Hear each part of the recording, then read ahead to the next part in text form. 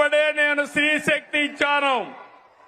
ఈ రోజు మీ అందరికీ హామీ ఇస్తున్నా, దసరా రోజున ఆటో డ్రైవర్లందరికీ వాహన మిత్ర కింద 15,000 రూపాయలు ఆర్థిక సహాయం చేస్తామని అనౌన్స్ చేస్తున్నాను.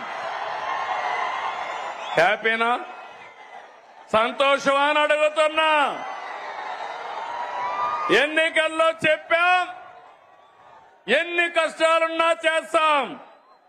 వాహన మిత్ర కింద సంవత్సరానికి ఆటో డ్రైవర్లకి 15,000 ఇస్తామని మీ అందరికీ హామీ ఇస్తున్నా.